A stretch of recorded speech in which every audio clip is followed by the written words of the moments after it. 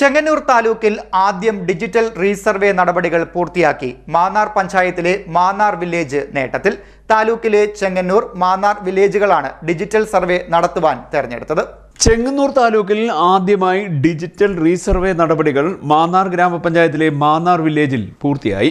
ചെങ്ങന്നൂർ താലൂക്കിലെ Chengannur, Mannar വില്ലേജുകളാണ് digital resurvey നടത്തുവാൻ തെരഞ്ഞെടുത്തത്.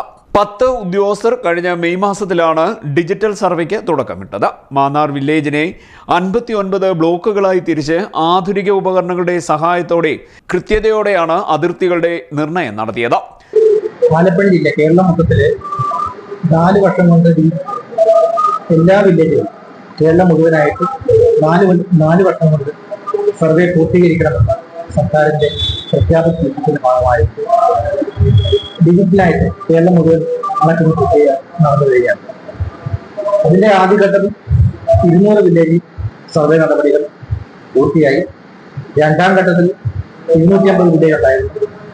അതിൽ നമുക്ക് ആലപ്പുഴ ജില്ലയിൽ ഉണ്ടായിരുന്നത്, അതിൽ ചെങ്ങന്നൂർ താലൂക്കിൽപ്പെട്ട 2 വില്ലേജിൽ ഒരു വില്ലേജാണ് മാന്നാർ.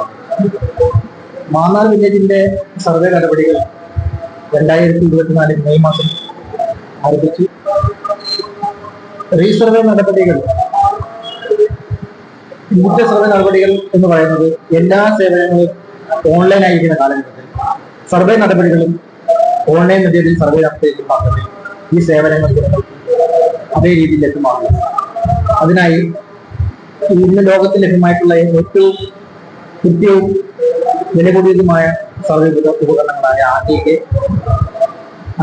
റോബോട്ടിക് ഓട്ടോസെഷൻ, ഡ്രോൺ എന്നീ ആധുനിക സർവേ ഉപകരണങ്ങളും ആധുനിക സർവേ സാങ്കേതിക വിദ്യകളും ചേർത്തുകൊണ്ടുണ്ട്.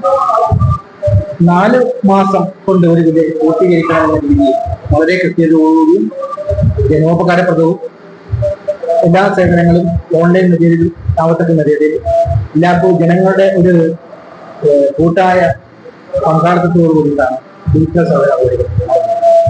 അത് അപ്പോൾ അവർക്ക് ജനങ്ങൾക്ക് സേവനങ്ങൾ ഓൺലൈനായി ലഭ്യമാക്കുന്നതിനായി എന്റെ ഭൂമി പോർട്ടൽ എന്നുള്ള സംവിധാനം പ്രയോജനപ്പെടുത്താനായിട്ട് ആ മൊബൈൽ നമ്പർ, അവരുടെ മൊബൈൽ നമ്പർ ആഡ് ചെയ്ത് ജനങ്ങൾക്ക് എന്റെ ഭൂമി പോർട്ടൽ വഴിയും ഓൺലൈനായിട്ട് ഓഫീസ് കയറി ഇറങ്ങാതെ ഈ ഡിജിറ്റൽ റെക്കോർഡുകൾ പരിശോധിക്കാൻ.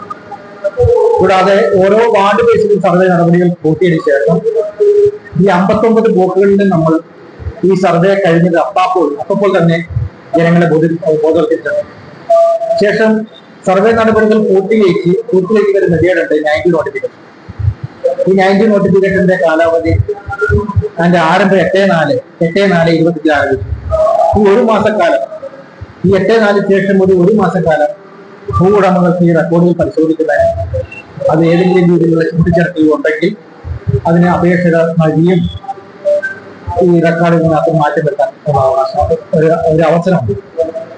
അത് ഈ 8/4 മുതൽ 7/5 വരെ ഈ ഓഫീസ് മുഖാന്തരം അപേക്ഷ സമർപ്പിക്കുകയോ അല്ലെങ്കിൽ ഓൺലൈൻ മുഖാന്തരം എന്റെ ഭൂമി പോർട്ടൽ വഴിയോ ജനങ്ങൾക്ക് ഈ സേവനം പ്രയോജനപ്പെടാവുന്നത്.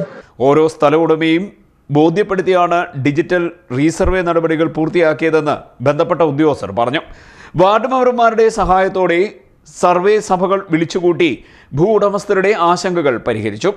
ഭൂ ഉടമസ്ഥർക്ക് എൻ്റെ ഭൂമി എന്ന പോർട്ടൽ സന്ദർശിച്ച് ഓൺലൈനായോ പ്രവൃത്തി ദിവസങ്ങളിൽ ക്യാമ്പ് ഓഫീസിൽ സജ്ജീകരിച്ചിരിക്കുന്ന സംവിധാനം ഉപയോഗിച്ചോ ഡിജിറ്റൽ സർവേ റെക്കോർഡുകൾ പരിശോധിക്കാം. ആക്ഷേപമുണ്ടെങ്കിൽ ഗസറ്റ് വിജ്ഞാപനം മുതൽ 30 ദിവസത്തിനകം കുട്ടനാട് റീസർവേ സൂപ്രണ്ടിന് ഫോറം 160 നേരിട്ടോ എൻ്റെ ഭൂമി പോർട്ടൽ മുഖേനയോ അപ്പീൽ സമർപ്പിക്കാമെന്നും ഹെഡ് സർവേയർ ഷിബു ബാലൻ പറഞ്ഞു. CDNet news, Mannar.